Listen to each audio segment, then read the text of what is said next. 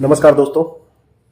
अभी हम लोग एक न्यूज में सुने होंगे कि एक ज्वालामुखी विस्फोट हुआ था इथोपिया में। नाम जिसका था Hayli Gubbi. Ethiopia Africa continent में एक देश है जो पूर्वी अफ्रीका में पड़ता है। वो अफ्रीकन रिफ्ट वैली के पास इथोपिया में एक हेली गुब्बी नामक ज्वालामुखी विस्फोट हुआ था, जो लगभग 14,000 साल बाद ये विस्फोट हुआ है। तो ये भूगर्भ वैज्ञानिकों के लिए एक रिसर्च का विषय बना हुआ है। ऐसा यहाँ क्यों हुआ है, और इसकी खास बात ये थी कि इस ज्वालामुखी विस्फोट की कि इसकी जो राख या इसके जो कण या इसके अंदर से जो सल्फर डाइऑक्साइड गैस निकली थी, ये लगभग 12 से 14 किलोमीटर ऊंचाई तक चली गई।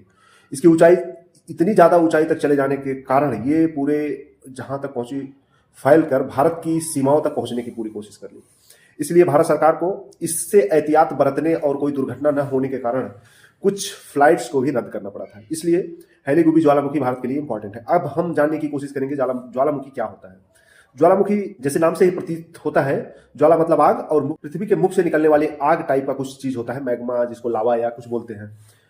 अब हम पृथ्वी के स्ट्रक्चर या पृथ्वी के पूरे अंदर के भाग को जब पढ़ते हैं तो जानते हैं कि पृथ्वी जिस तरह से सतह पर दिखती है उस तरह अंदर नहीं। अंदर इसके हाई डेंसिटी, हाई टेम्परेचर और हाई लिक्विड कुछ अलग हाई डेंसिटी वाला पदार्थ होता है जिसे लावा या मैग्मा कहते हैं। इस लावा और मैग्मा पृथ्वी के ऊपरी सतह क्रस्ट पर जिसको बोलते हैं उस पर फोर्स लगाते हैं।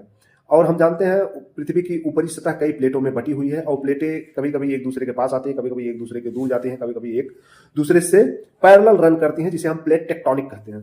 तो प्लेटों के मूवमेंट या प्लेटों के दूर जाने के कारण कभी कभी क्या होता है कि इनके बीच दरार पड़ जाती है, और अंदर से लावा या मैग्मा के प्रेशर के कारण उस दरार को तोड़ के जब कुछ तत्व गैस के साथ पृथ्वी के अंदर से बाहर निकलने लगते हैं एकाएक, इस प्रक्रिया को ज्वालामुखी विस्फोट कहते हैं। ज्वालामुखी मुख्य रूप से 3 प्रकार का होता है: सक्रिय ज्वालामुखी, सुप्त ज्वालामुखी और मृत ज्वालामुखी। सक्रिय ज्वालामुखी की बात करते हैं तो ऐसा ज्वालामुखी जो समय समय पर इरप्शन होते रहता है। भारत में सक्रिय ज्वालामुखी को अगर हम देखें तो वो अंडमान निकोबार के बारेन आइलैंड पर भारत का सक्रिय ज्वालामुखी है। सुप्त ज्वालामुखी की बात करें मालाबार और धारवाड़ राख में पाया जाता है। मृत ज्वालामुखी भी भारत में कहीं कहीं पाया जाता है।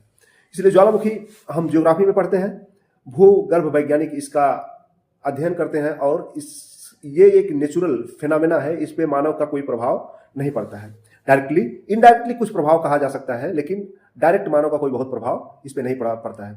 इनडायरेक्टली जो प्रभाव मानव के द्वारा इस पे डाले जा सकते हैं वो, जैसे अगर इंटेंसिव माइनिंग होती है तो वहां भी ज्वालामुखी फटने का, थोड़ा भूकंप आने की संभावना होती है, और बहुत बड़ी डैम या वाटर बॉडी बनाने से भी ज्वालामुखी या भूकंप आने की संभावना होती है, तथा का बहुत दोहन करने से भी कभी कभी भूकंप या छोटे मोटे झटके आते हैं, लेकिन इतने बड़े ज्वालामुखी का प्रभाव नहीं होता है।